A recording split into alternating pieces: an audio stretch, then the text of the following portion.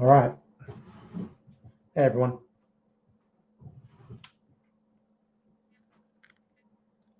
Mark here, Mark P Markets. Hey, thanks for joining me for another Bitcoin day trade session. Okay. So let's get this started really quickly. And I want to thank you all for joining me. Let's just get this slide up here and we'll get going. So this is for educational purposes only. For investment advice, please consult a licensed investment advisor. All right, you guys. So, hey, Bill, good to see you. We got Jeff, we got Elijah. All right, cool. So let's get this thing started. If you're not familiar with the stream, this is what I do. So on Wednesdays, I go over Bitcoin and we look at it from the day trade perspective. And the idea is to basically formulate a game plan to get an idea of what's reasonable for the next few hours and then try to put on a trade, in this case on paper, to see if we can capitalize on some momentum. Hey, Raman. All right, and you guys can't get enough of me, huh? We had the student training yesterday, and you guys are still here. All right, cool. So here, let me refresh this chart over here. And okay, so let's first take a look here at we're going to start with the smaller time frame. Understand something about day trades. The thing is, you don't really want to use the larger time frames like daily and all that. They're not going to be relevant for day trades. Okay, so people seem to mix this up a lot. By the way, if you're relatively new, hey Gary, if you're relatively new, the day trade perspective is not the best place to start. I just have to tell you, it's the hardest and probably the least probable way you can make money in this game. I have to put that out there. I have to let you know that. Others will not tell you that. They will tell you the opposite. Okay. So understand that in order to make money in this game, you need to understand that markets are random, number one. And that means a lot of things.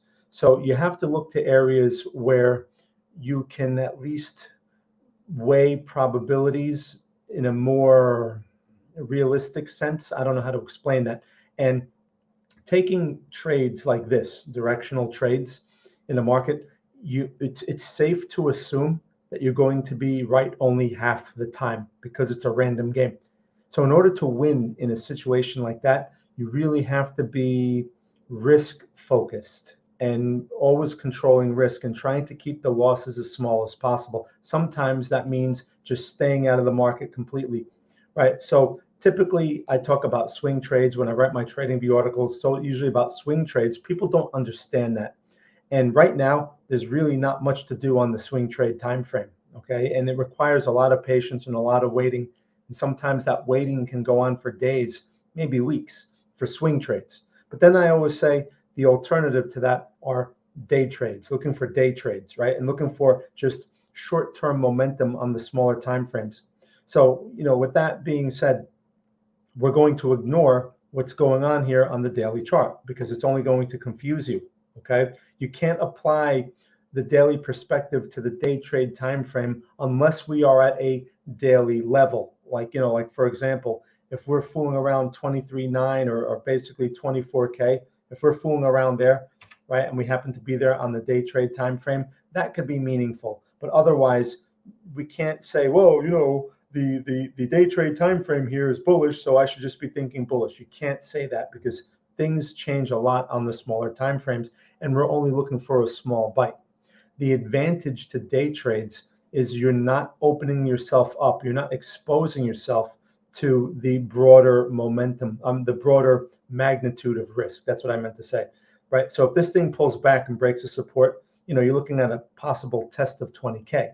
That can happen. Now, if you put on a day trade here long, thinking, oh yeah, I'm going to make some money, and then it breaks, I'll just hold on because it always comes back.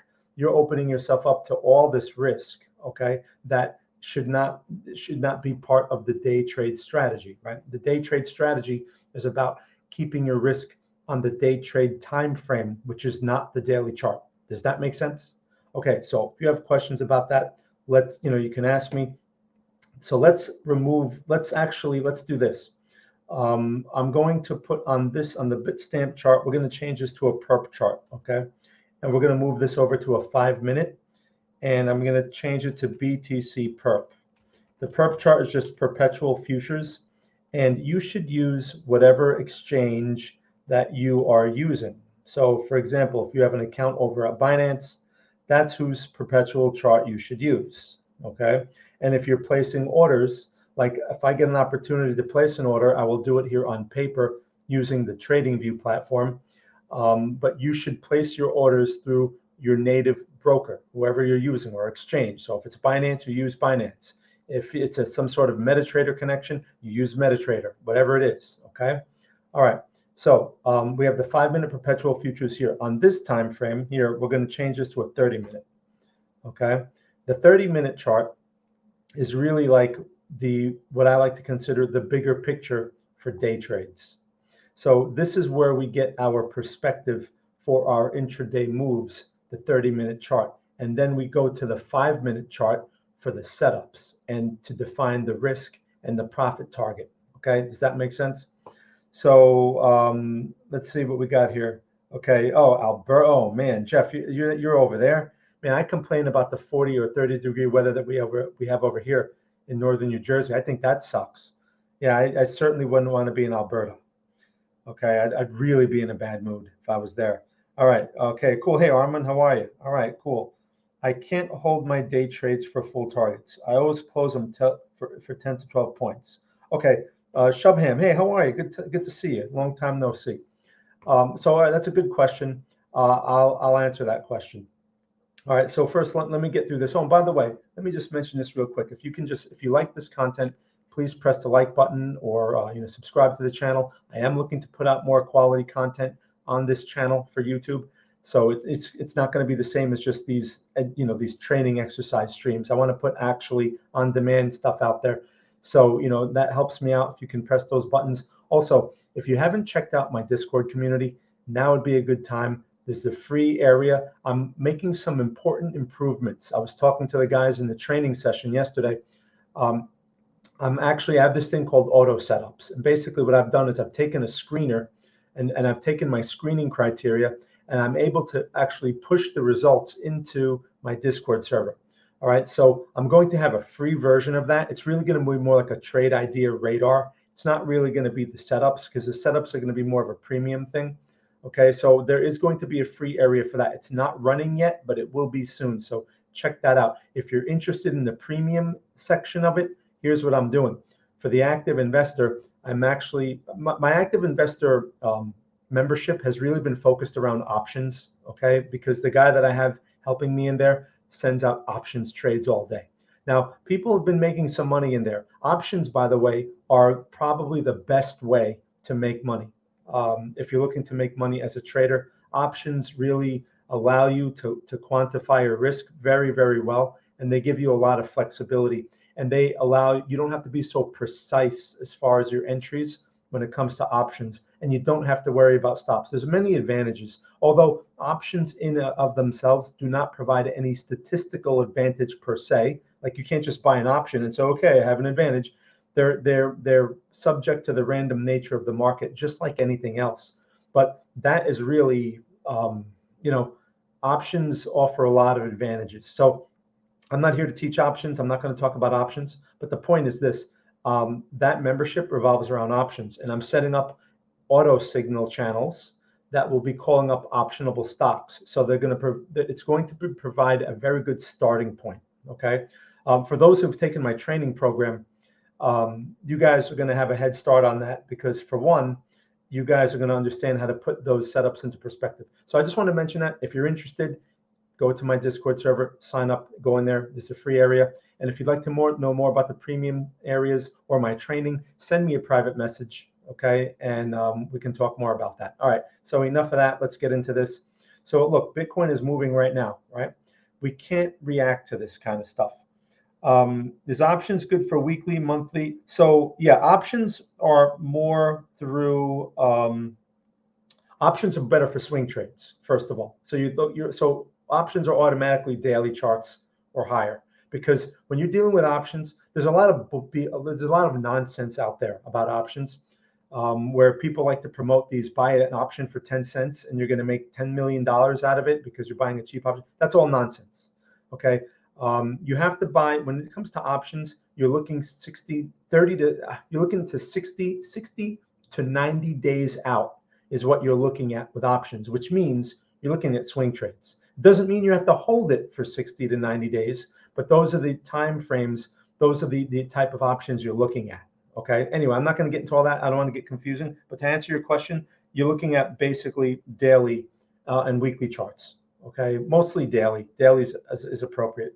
Okay. So let's talk about this Bitcoin situation. So let's reverse gears and go back to the day trade mentality, shall we? All right. So let's start with our 30-minute chart. I usually do this in steps. Even though the market's moving right now, okay, something is happening here, you don't react, okay, because there's always pullbacks, there's always other things going on. You can't let the market control your behavior. You have to control your behavior. Like I tell people, in order to win in this game, you first have to get over yourself. And then you have to get over the industry obstacles. If you can get over those two things, you have a much better chance. Anyone that goes and tells you that, they plant this seed of optimism in your mind, telling you that, oh yeah, you just have to learn a couple of these things and then you're going to make money like me. And I drive a Lamborghini and all this other nonsense. You're just naive for believing nonsense like that. Most of the people on YouTube are fake. Okay. Just so you know. All right. Now, so enough rants, right? I'm in some mood today. So let's talk about the 30-minute chart first, okay? We're doing this in steps. So just like the training program that I have, step one is trend, right? Or price structure. So the 30-minute allows me to go back just a couple of days. Now you say, oh, I thought we were ignoring the bigger picture. We are, but we're only going back maybe like a couple of days. I'm not looking at a daily chart, which will go back a few months, right? I'm only looking back a couple of days. And I'm only interested in the recent structure, which is this, okay? That's really what I need to see. And this structure right now is bearish. Okay, I mean, we can go back a little bit more and we can say, okay, this is more of a range. Look, we have a range low, right? And this is our range high over here. So intraday, this can be helpful information. We also have some level around here somewhere, it looks like, okay?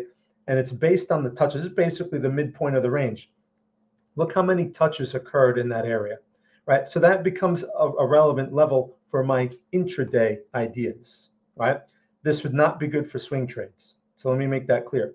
So now as far as that goes, so we have some levels, we have a general idea of what our bigger picture looks like for day trades. Now, when we zoom in a little bit, we can see this structure right here, right, is composed of higher lows up to this point, and then we have this little consolidation developing here. Okay, the consolidation is developing right into this resistance.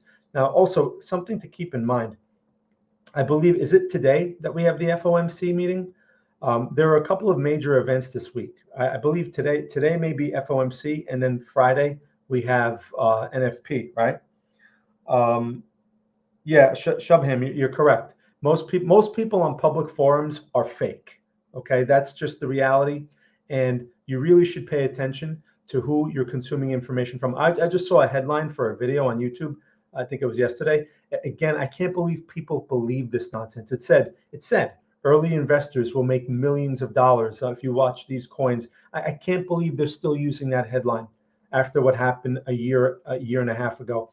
But people are naive, okay? And there's a lot of incentive to be a fake guru and to basically proliferate these lies. It's profitable to do so. So you have to understand it's not profitable for you, it's profitable for the content creator. Understand their perspective so that you can have a better judgment over the information that you consume. All right, they appeal to emotions. If you can't control yourself and you're desperate and you need to make money and you think this is the way to do it, they're going to lure you into something that's going to cost you a lot of money. That's just the way it works, okay? And usually they're capitalizing on your attention or something else. They're selling you something, or you're watching ads or whatever it is, and they're making money, not you, okay? So please understand that. I do these streams, to really kind of give you perspective. My goal is to give you perspective so that you can make better judgment. Sure, I have things to sell, right? I have educational program, blah, blah, blah. If you're interested in that, great, it's there. But I'm not pushing that on you. Okay. And also, if you notice, I don't run ads on these things, not yet anyway. So I'm not even capitalizing on your attention. All right. So, hey, Zelta. Okay, cool. So let's get back to the analysis here, right? So as we can see on the 30-minute chart, right, price is working its way higher, and we have to be aware of our support and resistance levels more on a smaller time frame level. So we have a minor. These are what I call minor levels. This is a minor support. Okay, what price is that? 22,965. Basically 23. Right now we're fooling around 23,132. We're coming back up to this resistance area up in here. Okay, there's some sort of minor resistance there. 23, 1, what is that? 155. That's not 155. This is 144. What's the high? I'm looking at the highs. 23, 215.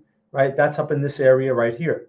So price is trying to work its way up there. Okay, so right now I have a couple of important pieces of information that I can use for my day trade plan. First, I have a resistance zone here. Okay, that I can clearly see. So that means if I get bearish setups or reversals in this area, I should be open to considering a short. Okay, now how much money should I be looking to make in the short? Well, I look at support levels, right? And our first support is what I get 20, we'll say 22.9 even, right? That's a couple of hundred points. Should I expect to make all that? No. Okay. If I manage to get short up in this area, then I should be really targeting like the midpoint area. So basically, on the day trade time frame, it really comes to you're looking to make about 100 to 150 points, and you're risking about 50 to 60 points typically. All right, that's the way the market behavior has been. That can change, but right now that's the typical behavior. So knowing that, we don't have any extreme levels. So right now, like I basically identified my levels. I identified the general structure, right? This basically is a lower high, right, on the 30-minute time frame. So a resistance is likely to assert itself there. That's a higher probability short. These range lows here, okay, around these 22.9s, 22.8s, somewhere around here. This would be this whole zone would be a place for a reversal to go long. I'm nowhere near any of those levels, okay? So what do I do? Well, we're basically like in this midpoint area. Price action is going to be highly random. Can I take trades based on that? It's not a good idea, but we're going to see if we can use the 5-minute momentum to guide us along. So we know that this area is highly random. Things can change very quickly. I don't have a setup here right now. Okay, this setup right now that's developing, this candle will close. There it is, it's closed. Okay, that's basically a reversal in a minor resistance area. Okay, but the thing is, it's highly random. So if I take this short, I mean, this thing can continue to work its way higher, right? I should probably hesitate to take that short because, I mean, if we just examine on the 30-minute, this little section right here, this little section is bullish, right? Higher lows in there, higher highs. So if I'm going to short it, I really should see an extreme of some kind, right? Shorting here might be a little early. So I'm gonna let that slide, and let's see how this thing behaves. I'd rather in this situation, because the structure is generally bullish, this minor structure I'm referring to, I'd rather look for a pullback to go long, to be honest with you. Okay, so that pullback can occur over here somewhere. This would be a very minor support, but my general momentum for the moment is bullish. I want to work with that general momentum as a day trader. All I'm interested in is that momentum. Okay, so taking reversals here is going to be hard. They're not likely to work out very well, and you have to be quick. Like for example, if I had taken this short right over here, right, this looks like a failed high reversal situation. If I had taken that short, and I'm like, okay, I'm a little bit green, and then it turns like this on me, I can't hold on to that. Okay, so now here we go again. This is a sell signal. So I'm going to demonstrate that. I'm going to take this short right now. Again, this is on paper. I'm going to sell this short. This is not a good place to go short. Okay, now I'm showing you this on paper So don't take this for real. This is a learning exercise. The idea, I shorted 2 contracts, okay, at, see, what price did they give me? 23,108. Okay, that's the price where I got filled. Now, that's based on this minor, it's a very minor resistance, okay, in an area. This is the area that basically I'm shorting off of. It's a midpoint, so it's going to be highly random. There's no way to know how this thing is going to continue or unfold. This thing can turn right in my face, and this thing can start pushing up here, okay?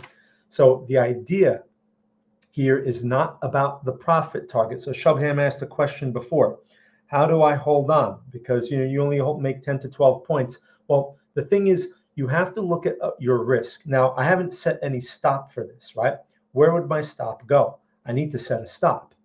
Well, I took this trade based on this low here. Right? The low here on this candle is 114. I got a slightly worse price, but only by a couple of points. No big deal. The high of this candle is 137. So what is that? Like we'll say 30 points. That's kind of tight.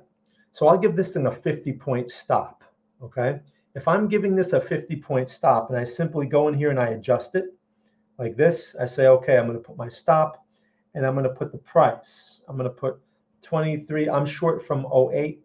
So what is that going to be? 58, 23, 158, right? That's where my stop would go. Okay. Now, if I'm risking, that's my stop is in place now, right? If I'm risking 50 points, then I should be looking to make at least 50 points. My target is a function of my risk. So here, I'm going to open up this chart here, okay? And we're going to look at this chart. It's counter. What I've just done is counter trend, or it's counter this structure, and don't know if it's going to do anything spectacular. And I cannot assume that it will, okay? All I have is a red candle. We have 2 minutes before this candle closes, before 10 o'clock. Often news comes out at 10 o'clock. I don't know how this thing's going to follow through or not. The key to this is getting out if I get a conflicting signal quickly and breaking even or taking a small loss or maybe a small gain if this thing gives me a hard time. That is how you make money. Okay, so the thing is, if this thing can't continue lower, then I need to do something.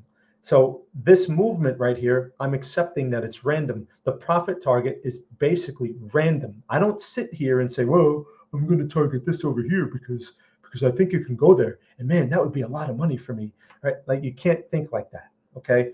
The profit is random. So since I've set my risk at about 50 points, I should look at profit targets every 50 points, right? So if I'm short from 108, my first profit target should be what? 68 or something like that. Oh, look, it's move. Oh, it's 10 o'clock news. Oh, look at that. Oh, that's nice. Oh, look how quickly that turned on me. So my first target, man, I hope that doesn't close like this. My first target is going to be what, 68, something like that. We'll give it 58. Okay, 58. And again, this is a function of my risk. I'm just putting it. And if I had that target in advance, I would have actually locked in that profit on that noise. Okay, but I'm still in this thing, and this news is obviously being processed in the market. Whatever news this is, clearly that's news.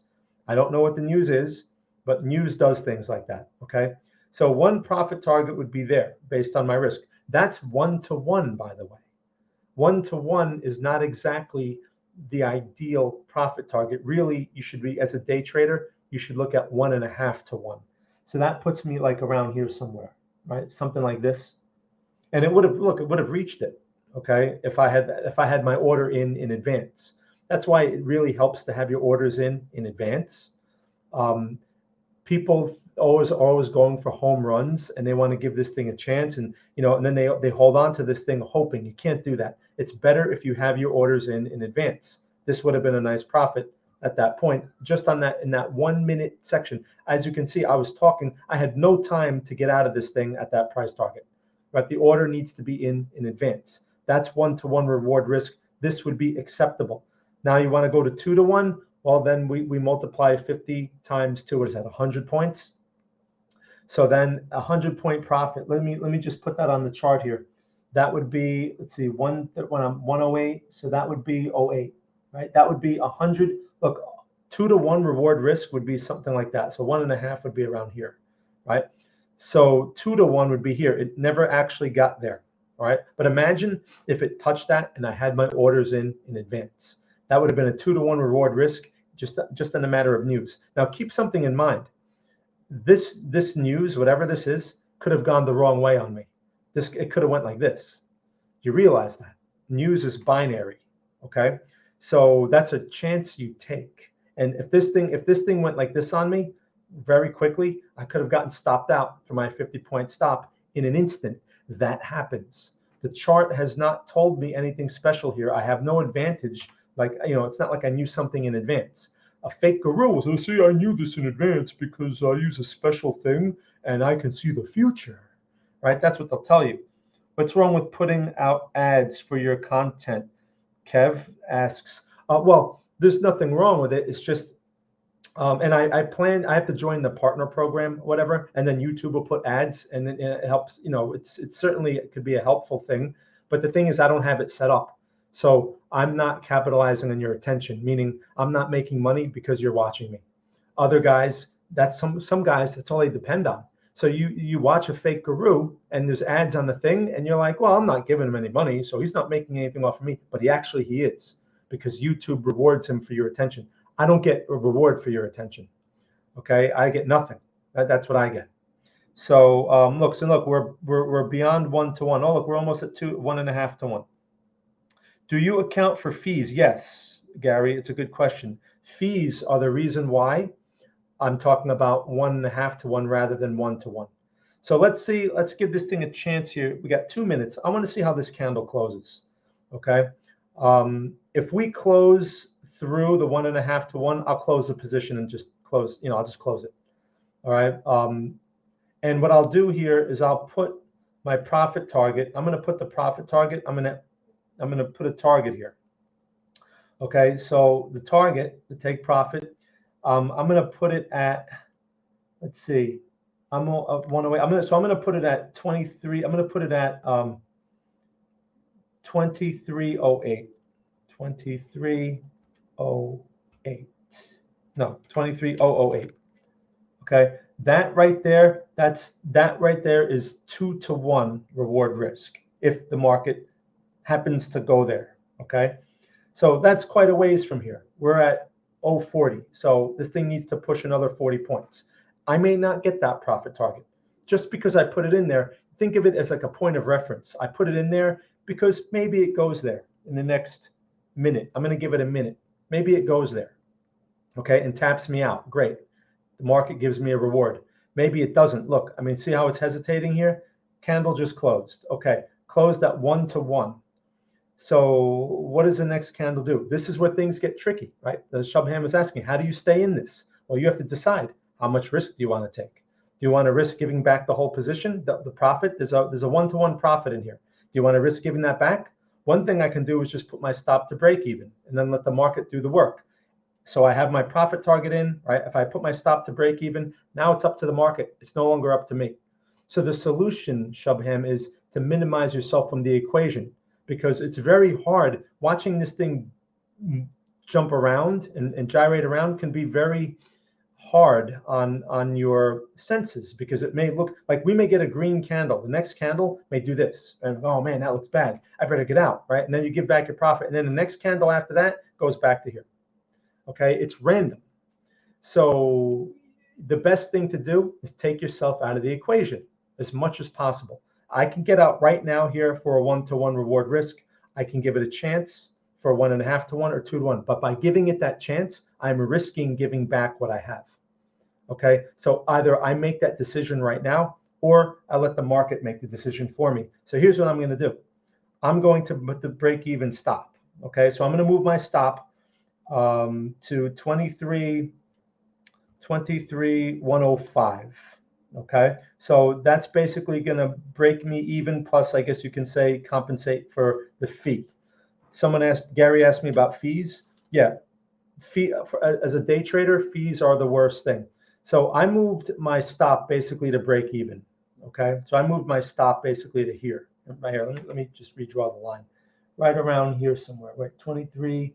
Oh, this is where I moved my stop. Right there. Okay, it's right there. The market can easily tap me out for break even, but you realize at this moment this is a risk-free trade. Yeah, there's some green in the trade. Again, this is on paper, but that's house money. That's not my money.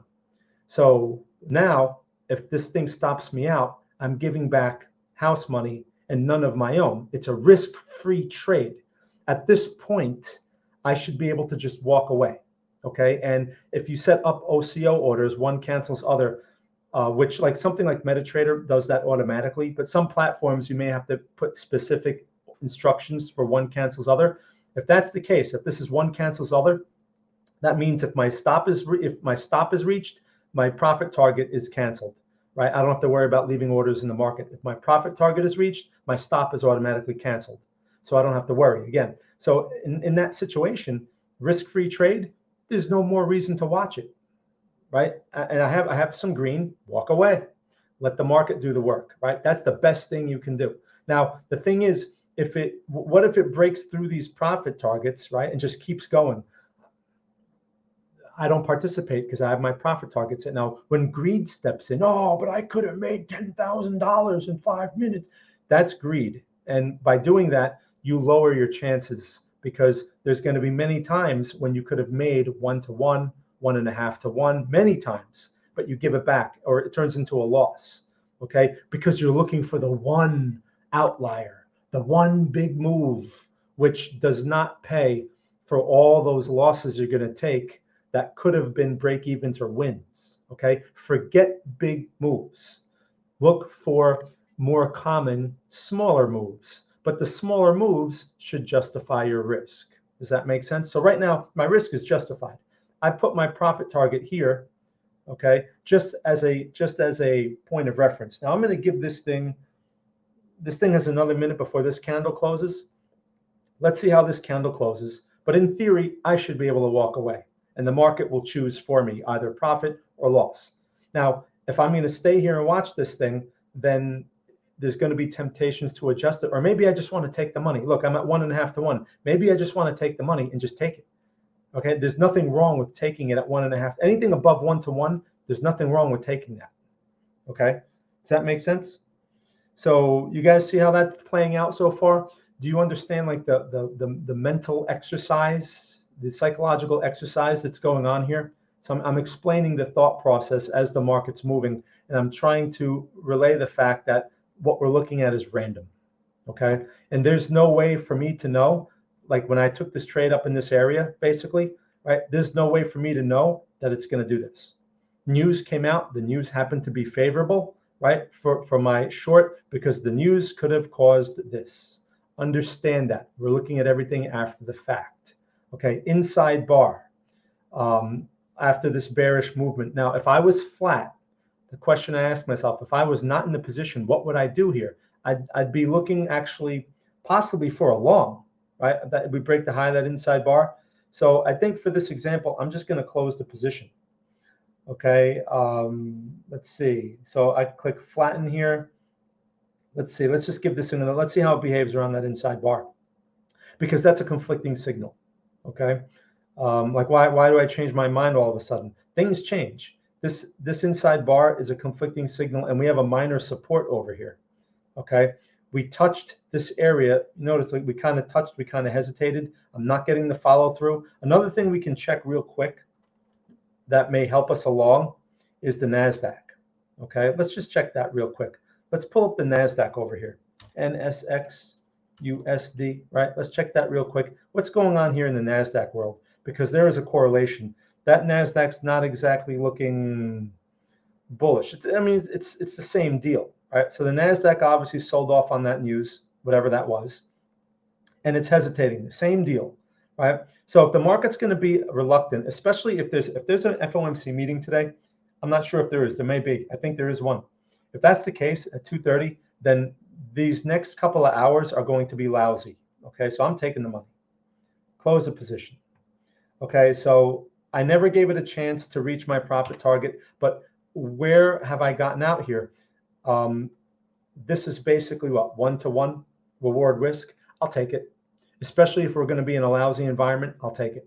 Now, if this thing turns right around and goes to my target, well, whatever. I still got out green. It was a risk-free trade. So the thing is, I had to make a choice. Either I walk away and let the market decide, right? Because it was risk-free. My stop was moved. Okay. Or I just take the money. All right. That part, I can't tell you. You have to decide. There's no technical way to decide that. To say, well, I'm just going to do this and I'm going to do that. You have to decide if you want to take the risk or not. It's about the risk. I'm not willing to take the risk anymore. Even though this was risk-free, I don't want to give back the profit. I want to book the profit. So I had 2 contracts in that. What was that? Let's see. What was the history on that? Let's see here. Can I find it? Filled. So I sold it. Is this right? No, let me find today's. I want to find today's. Where is it? Is it maybe an account history? Maybe. Is it here? Okay, so let me just look this closed short position. Yeah, this must be it right here. So I closed it at 212. Is that right? Yeah, that must be it right here. Well, that's the balance. I'm looking for the prices. Is it over here? This is it here, right? 105. And I exited that thing. This is not very clear, is it? All right. Anyway, but you guys got it. Okay. So now this thing is kind of giving me a hard time. So there's a few things. I'm out of the position, right? So that's clear. I can close this now. So that was a nice example. Now I had 2 contracts. One thing I could have done was I could have closed one, right? Taken my 1-to-1 reward risk, left the other one in for break even, and then see where that goes. If I broke even on the second one, well, I still have some green because I had locked in 1-to-1 on one contract. I wasn't able to demonstrate that here. Okay. That's why I take 2 contracts, because I want to show how to basically work with a runner, because Shubham, that's another option you have. You can play with a runner, meaning you lock in profit on one and then you see where the other one goes, especially if you can move your stop to break even and you have a risk-free trade. That's the ideal situation you can be in. Again, everyone thinks that this game is about home runs, and it's not. It's about taking a lot of small bites and getting out green or breaking even. Most importantly, keeping the loss small. Okay. So this loss originally would have been 50 points if I had gotten stopped out of that. If I had an opportunity to get out for less than a 50-point loss, then I should go for that, right? And try to take less than a 50-point loss. Because if I'm typically risking 50 points, like in this case, but my profits are more than 50 points, I should come out ahead, even with the costs, assuming I'm not putting on too many trades, right? You should, if you're getting 1.5-to-1 or 2-to-1, you should be covering your cost. If you place like 100 trades a day, you're going to have a problem. Okay, you're not going to be able to get, the costs are too high to make that reasonable. All right, so look how the NASDAQ recovered. See this? The NASDAQ just came right back. So that's going to put bullish pressure on Bitcoin. That helps me. That helps me at least get an idea. Should I hold on to the trade or not? No, this thing's probably going to break even because the NASDAQ's not cooperating. If the NASDAQ was selling off hard, then that would give me the confidence. That should give me the confidence to stay in and give it a chance, right?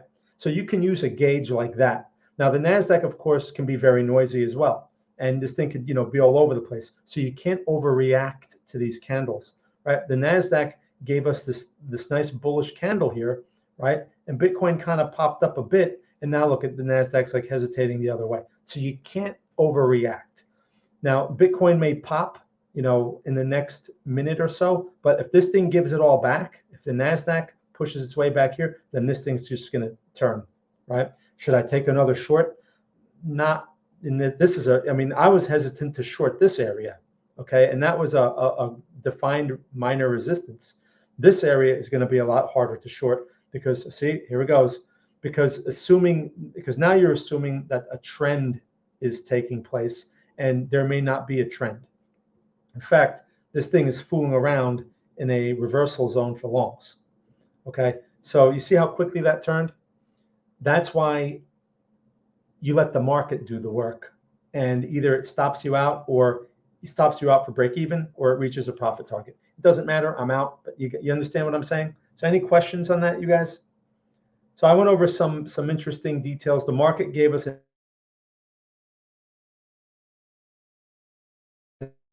and can someone confirm for me what's going on here? All right. Can someone confirm, do we have the FOMC today at 2:30? Because I believe someone, I should know that, but I just can't remember right now. All right, cool. So yeah, so I think I answered everyone's questions here. So any questions about that? You guys have any questions about what I just showed you here? Very good exercise. Okay. Right, Kev, good point. Be decisive. You have to, as a day trader especially, you have to be very decisive, and you can't sit there. You cannot. The goal is to take out some green if you can, or more importantly, make your loss small. If you look at my previous Wednesday, right, I had a situation where the thing was like going, it went against me a little bit, and I'm like, oh, I need to get out of this thing. And I had just gotten out for like a practically break even, right? It was a small loss, and then the thing went back my way, and I could have had some green. I got out because I was trying to minimize the loss. I think my original stop was 100 points, and I got out for a fraction of that. That is the goal. And then the market turned, like within 30 seconds after I got out. That's going to happen. Okay, watch that video. It's a very instructive video to watch on that type of thing. Because again, this is all a mental game. As a day trader, this is purely a mental game, and you really have to understand what you're up against. That's why I tell people this is not really for people with no experience. Learn the bigger picture first. It may look easy because I'm drawing lines and saying, oh, look, this and that, and the market happened to cooperate. I don't control the market. Okay, you have to respect the market. The market's random. This is all random. And there's no way for me to know that it's going to make a move like this. It's just if the market goes my way, then I have a profit to manage. Then I have to be managing that profit and managing that risk and being prepared for changes at every moment, because things can change. Like I said, that news could have come out the wrong way, and this could have been like that. Okay. Or it could have spiked up, stopped me out, and then turned the other way. That's random. And then people come there, how do you avoid that? You can't. The market is random. So that's what you need to understand. There are no gimmicks here. The most important lesson I can give you is that we have no advantage as a retail trader. As much as all these frauds tell you that we have an advantage, or if you follow my special thing, you're going to have an advantage, they're lying to you. This is a random game. We are playing a random game. It's safe to assume that we're only going to be right 50% of the time. So the emphasis should be on your losses, not on your wins. If you keep the losses small and you're able to avoid a lot of losing trades, your wins will accumulate over time. But your wins should be a function of your risk, not, how do I use the fib extension to maximize? If you're stuck in all that, you will go nowhere. Okay, you have a long way to go if you're stuck in that nonsense. Wins, especially on the day trade time frame, are a function of your risk. So you must know your risk, and then you look at your profit targets in terms of your risk. That's how this works, because profit targets especially are random. There's no way to know price will go there or if price will continue through there and continue, right? There's no way to know. Okay, hey, no problem, Alex. Fed interest rate. Okay, thanks, Bill. So see that? So that's important. So we have the FOMC meeting today. Okay. The reason why that's important as a day trader is because that's going to tell me something about the price action that we're going into for the next few hours as we go into that meeting. Now, all right. So we caught some momentum here, basically from the market open going into about 10:30. Right now, from here on, the party is over because there's not going to be any conviction in the NASDAQ or S&P, not going into an FOMC meeting. The price action is going to be very erratic and really a bad time to trade. So knowing that, means you should expect even more random price action. And it's best to just turn the computer off, right? Going into an FOMC, don't even bother. If you want to trade on an FOMC day, wait until after the announcement is out. So basically 3 o'clock. If you're looking for day trades, that would be the time to look, not before then. Okay. Does that make sense? So you do need to pay attention to certain environmental factors like that and consider what they will do. That's why I keep telling people you have to have some experience. If you're brand new, you're not going to know that. So, where to start? Thanks, Gary. Where to start? If you're new in this game, you need to start with the bigger picture. Okay. Learn how to swing trade, learn how to invest, learn the mechanics of the bigger picture, because the small picture, you have no idea what you're up against, right? This is like you're like a Pee Wee League football player. My Pee Wee League football player analogy: you're a running back, quarterback hands you the ball, and you're running into a professional linebacker.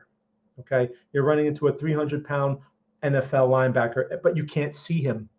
So that's what you're playing here, and you don't realize it. So start with the bigger time frames. Start with the swing trades. Forget making money. First, you have to get through yourself, right? You have to get through the obstacles, and learning the bigger picture is easier. It's much less competitive, and it makes a lot more sense. Requires a lot more patience, but it really gives you a good bigger picture view, because you're going to take those ideas and you're going to apply them to the smaller time frame. All the ideas that I apply here come from the bigger picture, right? It's the same idea. I'm just applying them to the smaller time frame, and I'm accounting for all of the random action that can occur, because I know the random nature is greater on this time frame. Look at the Nasdaq red, right? Look at this, and look at Bitcoin now going back toward my targets. Anyway, do you understand that? So start with the bigger picture.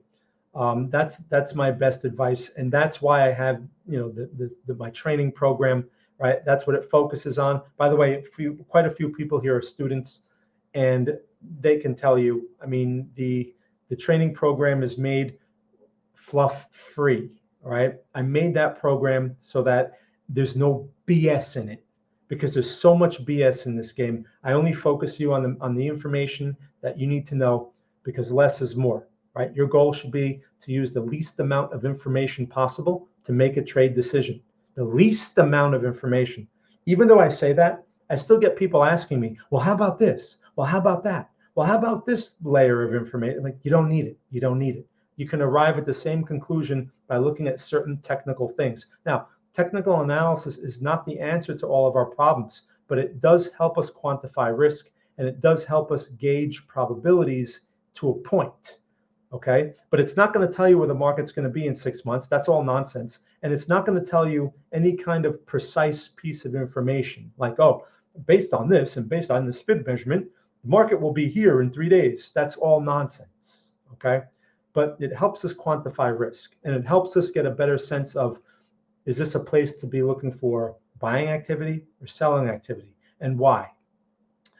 Understand that charts are just a reflection of human nature, right? Buy and sell orders, it's a record of that. So patterns can develop, and those patterns are really just human nature that unfold. It's human nature that unfolds in geometric patterns.